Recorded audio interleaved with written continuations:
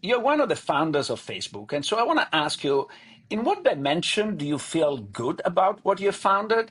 In what dimension you feel regretful and you wish you had done something different?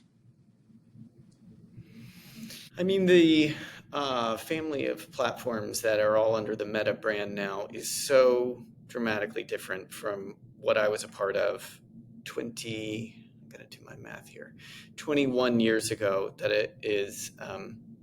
it's difficult to compare. You know, I left in 2007, a few months after Facebook had opened up, and went to work for Barack Obama. So the company just feels very foreign to me. And I wrote in a piece in the New York Times now 6 years ago that the concentration of corporate power in Meta had become a problem because social media and social networking have been, at the time, entirely consolidated. Now TikTok does exist, and they're fighting out this case in the courts around Facebook, whether or not Meta actually has a monopoly here. I continue to think that it does. I continue to think that structural separation is the best course of action. But I haven't talked to Mark since that piece in 2019, and so it feels pretty far away from my day to day now.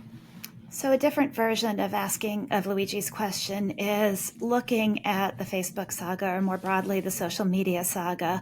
Where should government have crafted the market that government failed to craft a market? Are there specific places in that? And then as sort of a follow-up to that, one of the things I'm thinking about and concerned about is it possible to see good market crafting in advance, or can you only see good market crafting after the market has played out? In other words, can you construct it can you construct it prior to the market, or can you only look back and see in retrospect what should have been done differently? I think it really depends on the second. Congress crafted social media markets by giving blanket liability protection in the late 90s. So Congress said, we want these platforms to grow. And to do that, we're going to say that if you own the platform, you are not liable for what gets posted there. That kind of blanket immunity exists in no other industry. If you slip at the mall has some kind of liability. If you want to go to healthcare companies, if you want to go to product liability, we could have a whole little thing on tort law. That kind of blanket liability exists because Congress said that it should, believing that was a key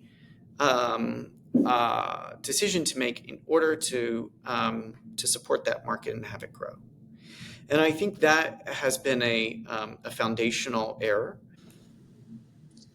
Can I enroll you in a campaign for abolishing Section 230? Because I think that I agree 100% with you. Okay, so let's talk Oh, offline. absolutely. I've talked about this for years. I'm ready to, and what's fascinating on this is, the AI models, because they do not enjoy this liability, because their content is considered original or expressive content, they spend a lot of money preventing people from using the AI to create harassing content or to, strip a teenager of their clothes for a virtual image where you could see her or him being naked. The AI is obviously capable of an immense amount, and yet the industry has put very meaningful investments in making sure it's safe. It's not perfect, but it's a very different case study than what has happened in social media.